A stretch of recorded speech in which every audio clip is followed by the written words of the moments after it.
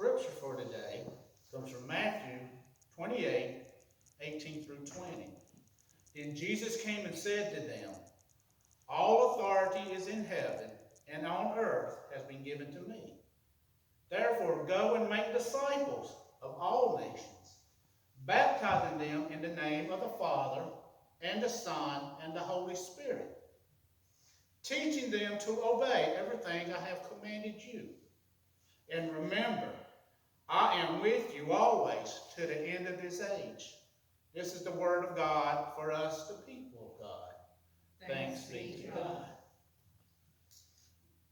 This scripture here describes what missionaries do. I mean, it's for all Christians, but you can say it's for missionaries. Go into all the nations of the world, spread the gospel. And here in a few moments, I'm going to turn it over to Andrew, and he's going to tell you about his mission trip to St. Croix. For he was living out this. He went to an island sitting on the edge of the Atlantic Ocean, out past Cuba and the Dominican Republic. And Matilda was with him as well, and they engaged with the locals, and they helped repair damage from hurricanes of long ago, Hugo, and that was a while back, so they're still recovering from that. It's that slow island life, but they do need help. And they're going to share that experience with you this morning. Andrew, could you come up, please?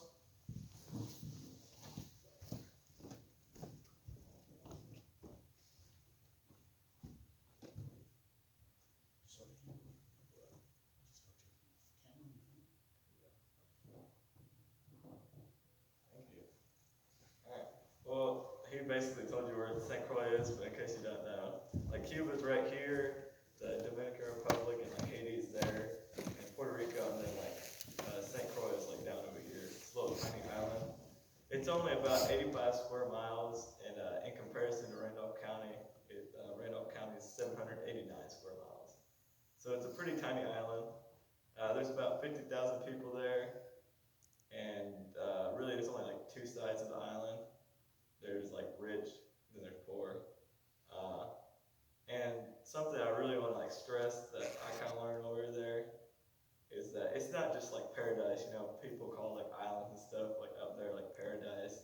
I mean, yes, there's sides of the island that are really nice and really nice beaches, but like in St. Croix, there's only one. There's like a single resort, and really it's a very it's densely populated. There's like two cities, Christiansted and Frederiksted, which is where we stayed at. And I'll tell you a little bit about where we served in the morning. We served at the Lighthouse Mission, which they serve, it's a food pantry, but they serve like fresh cooked meals. Is it every day, Ma? Or is it, I can't remember. Huh? Is it during the week? Yeah. Yeah, it's during the week. And we helped like redo their garden pretty much. It's been neglected over the years because of the hurricanes. It looked pretty much like a jungle, I'm not gonna lie. And we actually had to take machetes and stuff and cut our way through everything.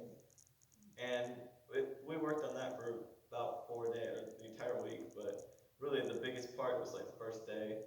And we cleared all the brush out the first day, and we helped rebuild all the boxes pretty much, and helped build a path that led up to the garden. And something I really learned while I was working was that, you know, all these people on this island, you know, they might be homeless, they might be poor, they're hungry on the streets, but they really appreciated us, like, fixing up that place. And they just random people be walking by, hey, good job, you know. But and here in the States, you know, they wouldn't do that. They just like, why are you fixing that, man? Like, it's just abandoned. But it's a really pretty garden now. We planted all sorts of stuff. We planted tomatoes, passion fruit, beans, and pumpkins, and all sorts of stuff. And their hope is to have that garden to provide fresh stuff for their food, because they've been blessed during COVID. All the produce and stuff has been given to them because they haven't been able to sell them, and they had a bunch of trucks come through and give them produce and stuff just to give out. And the Lighthouse Mission, they haven't done very well. Like, and during COVID, obviously that nothing's really done well, but they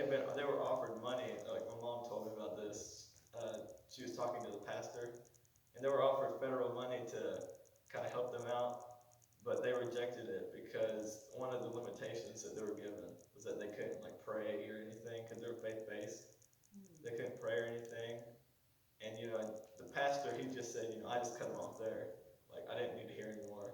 I don't, we don't need this money, I mean, obviously it helped them, but that's something, they've set that place up to where they give out food, they have clothing ministry, and they pray with you, and they'll help you out, and they have like a little, to get food, you have to listen to like a little testimony, I guess, I'm not really sure, like testimony time, devotional time, and really, there's just like a different kind of feeling at the lighthouse, like, it's like a calming feeling, I'm not really sure how to describe it, but just like to know that they're doing really good work and stuff. And in the afternoons while we were there, we did a vacation Bible school or in a neighborhood. And the first day we only had probably 10 kids.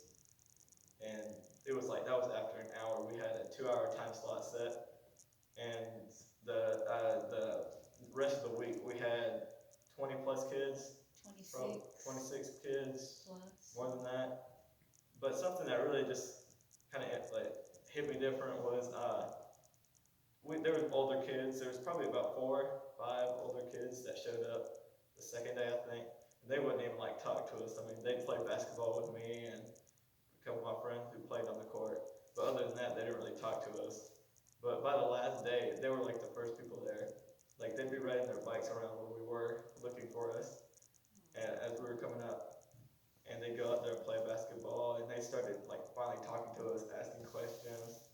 Like I think one interaction that really reminded me was we had this kid, his name was Jeremiah, and he was one of the ones that didn't really talk to us at all. I mean, he played basketball. And that last day, he asked us, so what's the difference between like a Jehovah's Witness and like you guys? And we explained it to him, and gave him the gospel. It seemed like that's the first time he's ever heard that. Like nobody's really taken the time to go to like little neighborhoods like that and share the gospel. And really, I really enjoyed the island. Everybody's nice there. Everybody says afternoon, good morning, whatever, to greet you, and just the way people talk, they're very different. Like, I think my mom told me, well, we visited this guy, his name was Tim, he kind of helped out around the lighthouse, but he was rich, it turns out. We didn't realize, he invited us to his house, and it's like, he had a beautiful house up on top of a hill, and you could see the ocean for miles, and he fed us, and you would never see that out of people, and like, all the people on the island are humble and really polite, and I just enjoyed that, and I can't wait to go back in the summer. I'm going with Beulah. I go to youth with them. I'm going to go with them again. I can't wait for that. Does anybody have any questions? Or how many students went for bake? How many of y'all went? There was 10 students, and we had 10 parents. 10 parents and 10 students. Yep. Tell them about where you stayed at. Oh, yeah. We stayed at the Youth with a Mission camp. They have a little camp in St. Croix. It actually used to be a sugar plantation, and they had us in cabins, probably like the size of the choir loft. I'm not sure Half of that. Probably, okay, like half of that probably. And they had us set up in like bunk beds and stuff, and fed us every day. Fed us really, really good food. They spoiled us, and it was a really nice campus, and they had a little basketball ministry too that they ran that we helped too. But is there any other questions? What was the cook that you loved her food? Oh, Miss Vanessa. Yeah, she cooked. I think she cooked probably 4 days while we were there, and the other people helped, or mostly cooked. But the food was so good. I mean, I can't really put into words how good it was. And that was something that our teachers was worried about, like how the food is going to be. And I thought it was kind of funny. I'm going to tell you guys about the 48 hours pretty much leading up to the trip. It was pretty much a giant headache. So to get into St. Croix, you have to be tested for COVID, and then you have to send in your paper, like just a picture, and get it certified by the Virgin Islands. Well, we got tested, I think, 2 days before, that Monday before, and we left on Wednesday. But that Monday, all of our tests got rejected except for like 2 people's. They were the only people that got certified to leave and go there. So we all had to be tested. I think there was a couple people in my class that were tested 4 times. they got the right paper, and the problem was that we got a paper and it looked horrible. I mean, I understand why it wasn't approved. It was a pretty bad paper compared to what we had, which had like all the information, like the right one. But pretty much, we were driving to the airport, and about half of us still weren't certified. And that night, I think everybody got certified. But then one of my teachers lost their paper, and so I think actually we were riding with her. We got like halfway to Charlotte, and we realized that she didn't have her paper, so we had to come back to Ramsey and look for her paper everywhere, and we couldn't find it. So finally, we just went to Charlotte and just hoped the best. Whatever happened, happened. And actually, that night, probably we got there 20 minutes at the hotel. We were at the hotel for 20 minutes, and she found her paper. So, and that was it. But pretty much, this entire trip wasn't supposed to happen in our eyes. I mean, we had so many obstacles that came in our way, like the certification, the testing, and actually we weren't even supposed to go to St. Croix. At first, they wanted us to go to Arizona, and then it changed like 5 different times to like Arizona, Utah, and then it's back and forth. But one day, my teacher told me about this, but they were planning to go to Arizona because that was like set. That was supposed to be our trip, go to Arizona, and they were planning, and they were going to talk to somebody. I think DJ. Can't remember his last name, but they were like, because he used to live there and had connections where we could get housing and stuff. And they were going to talk to him about Arizona. Well, he just mentioned like St. Croix. They're like, huh, can you tell us more about that? And well, the rest is history. I went on that trip, and I really enjoyed that trip. And we worked hard. Even though the island's so small and you could see beaches pretty much if you got on a high hill, we only were at the beach for probably 2 hours, 2.5 hours, give or take. And because one day we went for an hour and a half, and then the next we had like a free day and we got to go for an hour. But I really enjoyed that trip. I can't really say much more. Did I miss anything, Mom? I don't think so. I just think that, like he said, first of all, there were so many things that was coming about, for their trip because it's their mission trip. And finally, when it was decided that that's where we would go, there was actually a couple of people that normally would go that didn't go because, oh, St. Croix, Um, I don't know, but I don't know that this is what they were thinking, but I think to some people it almost seemed like, oh, well, you're going to the beach, it's beautiful, and it was not like that at all. It was a lot of work in the heat, with what everything that had to be done. And like he said, um, I think we were meant to be there, and I really believe that the Lord led us there because we were the first group in He said probably no, probably years. He said the years last group that came wasn't very prepared. because they were still trying to get,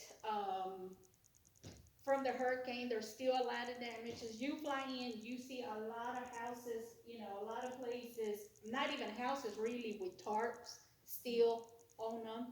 Um, and when you, well, when we got there, it was um, it was one of these things where you could see, and you felt it, that we were meant to be there, Yeah. because of everything that that needed to be done. And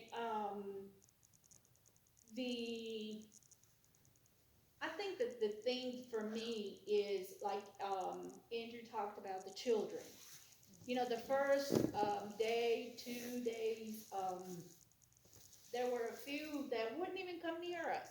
They were aware that we were there, but I don't know what they thought. I don't know what they thought we were going to do. But by the third day, they were the very first ones, that were waiting for us.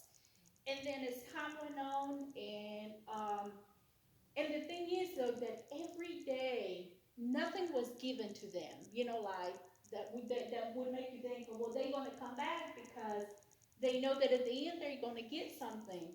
Um, it was not like that at all because um, we treated them um, with respect. But then at the same time, um, we were open to answer any questions that they might have, regarding, like Andrew, each child every day did a little, would you say a little mini sermon, like? Just like a little lesson.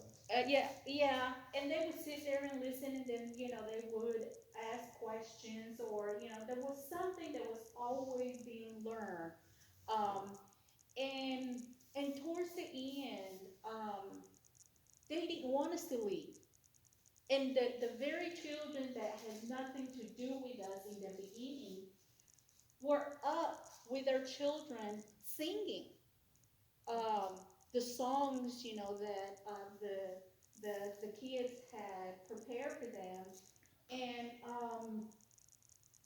it just does something to your heart to know that. And then even on the very last day, like he was saying, they were asking questions. They wanted to know more, and I think we left there knowing that we have planted that little seed that they wanted to know more. And so we don't know if when he goes back that that's the place that they'll go, because it just depends on the needs. But there are a lot of needs there. Um, there's a lot that like the pastor that is there, um, he's trying to teach them too. It's not just a handout, he's trying to teach them um, a lot of other things that they can do, that they have options. And so in saying that, there has been money offered, to his program, to their programs. And initially he said that it was, well, let us just talk to you, like federal money, government money, whatever you want to call it. And he was like, no, because he knew where it would be headed. So then, they said, well, let us help you. They kept telling him, let us help you, let us do it. And he finally said, okay, I'll listen to what you have to say. But he said they got there, and then he said, well, the government or whoever it was through, he was like, well, you know, you got to do this, or you can't do that, and you can't do this. And he said, and that's not, we don't want to feel like that. They want to have the freedom to talk about Jesus, to talk about the Bible, to pray with these people. And he finally was like, he just said no. So there had been a couple of I guess incidents where people were like would speak up and say, you can't pray with us, you can't do this, you can't do, we don't have to listen to you. And so he's able to say, yes, I can, you know. And he just politely would say, if you don't want to, just quietly get up and leave. And he can do that. And so um, that's what you have to do. I mean, and that's the reason they depend on donations. They depend on groups like us, and so there was just a lot of work um, that we were able to see. That we were just meant to be there. We were just meant to be there. You mentioned the children stuff, but what sessions did you offer the adults? What did y'all offer the adults? We worked, well, the kids also work with the adults. Like the way they have it set up is they open up the plate. Go ahead. Alright, well, like I said before, the lighthouse, to eat, you have to listen to a little devotional. And, During your eating time or? or, yeah, No, well, right right before. Okay, okay. And, a couple of us, we went up there and did a little devotional and, Okay, just shared. okay. Yeah, and we did a little program at Pastor Abe's church. We sung Just As I Am and did a little drama. But they don't It was just, mostly children's they don't ministry. just come and leave, like, they'll come and then they get their, because normally they would be allowed to eat inside, but because of the whole COVID thing, they're not at the moment. But they'll get the food and a lot of them will go sit because there's music playing, the whole time. Uh, just different, and then there's someone up there. There's usually 2 or 3 people that if you need someone to talk to, they're there to talk to you. What for hours it was like Samuel and Yeah. but they also have people, and so it is very very Christian, based that um, it's not they're never they're never there to make them feel, or I don't think they feel like you're homeless and this is what we're going to do for you.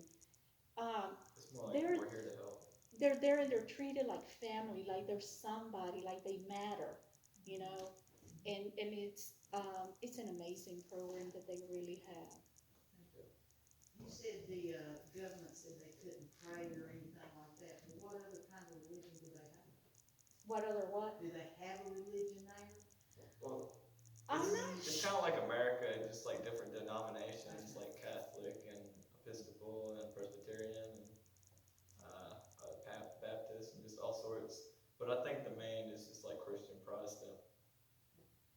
Yeah. Yeah, I think it's 63% of the population kind of like is in a church like this. So it wasn't just the Christians or Protestant that the government would have said you couldn't pray. Yeah, It would have been yeah. to any of the It would have religions. been any of them, yeah. What do the people of the island, what do they do for, substance? What do they have, what are their jobs? What are the possibilities there on the island? There's all sorts. I mean, there's a lot of stores, or not a lot of stores, but there's like restaurants and stuff and stores that they work at. But I think the biggest one is probably the distillery, where they make like Captain Morgan's. Oh, yeah. Yeah. Well, tell them about the gardens. Oh, Said just about everybody had a garden. And you said they got, a tax break. yeah, well, I think just about everybody on the island is a farmer because of taxes. I think you lose 75%, like whatever your value is, if you're a farmer, and that's what you have to pay taxes on, 25%, whatever. So, but we met this one lady. She was she had a big garden, and actually the pastor called her garden the Garden of Eden because she grew everything. And I think she was 64, and she didn't look like she was a day over 40. She said she hadn't taken medicine in over 20 years, and there's not a single wrinkle on her face. It's crazy. And she told us all sorts of stuff that we could drink, like for immunity boosts, and she said that actually there's a leaf that she has like on one of her trees that if she ever gets a fever, she puts it on her chest and she'll fall asleep with it on there, and the fever will be gone and the leaf will be burnt. Which is pretty cool, but yeah, there's all sorts of gardens and stuff. They drink a lot of tea, as hot as it is. Yeah. But they drink a lot of herbal teas that she's very well known for. If anyone is sick or starts to get sick, and she'll tell you what to drink. She'll tell you what to make your teas out of. And they do that a lot, even for COVID, which is surprisingly is very low, but the government is right on you. I mean, even the people walking outside has to have a mask on. Yeah, like at the airport, if you were standing, there's like a little pickup area, like kind of outside, like Charlotte is. If you didn't have your mask on, you'd get yelled at by the police, and they were like right on top of you. Yeah. Yeah. But they've only had like 3 cases in the last month, I believe, month or 2. And they're very strict about that. the schools there real strong? How are their schools? I'm not sure, I mean, Oh, come on. we didn't really learn, we didn't really, All we know was they had They had virtual school. just went back to school. well, some of them, Yeah. some of them have. Yeah, like most of the kids that we ministered to, they were in online school, Okay, so, and that's why they were able to come out. so they had access to all the, technology and stuff that they needed. Yeah, That's amazing. I mean, well, it's just like America, basically, I mean, it's a territory, and, I mean, obviously, it's not like America, fast paced and everything with technology, but they have phones, most people have, But the Yeah, only something. thing too, though, is there is no middle class there. yeah, Either here or there. Yes, yeah. Gotcha. there Yeah. is One side of the no, island's yeah. mansions, huge houses, the other side's, just little houses, little tiny huts. and They own stuff. shares in Captain Morgan here. yes. Yeah. Yeah, so, But I'm gonna expound on what my mom said about like we were supposed to be there. I remember getting off the plane or actually getting on the van to go to that camp and sitting on the stairs and just thinking, we're supposed to be here. I mean, I kind of had like an inner peace. I'm not really sure how to talk about it, but it just felt like we were supposed to be there, and because we went through so much and just like this trip, we had that trip was planned for like a month. Probably not even a month, honestly, a couple weeks. And just really all the stress that was put into it, like it was an amazing trip, and I can't really say much more on it. Well, when you go back this summer, are you gonna stay longer than a week? No, I think we're just staying a week, but So is it the same ones that went are going again? no, I'm going with Beulah Baptist. I go to youth there, Okay. so yeah, I'll be going with them hopefully if I get money. so he needs a job, if Yeah. anyone has a job. Yeah. I think that's pretty much it, unless you have anything more. Well, I think that's about it. Well, Andrew, we're real proud of you. Thank And you. your mom too, but we're real proud of you. You did a good job. And good luck tonight. Thank you. Thank you, sir. I'm under stress.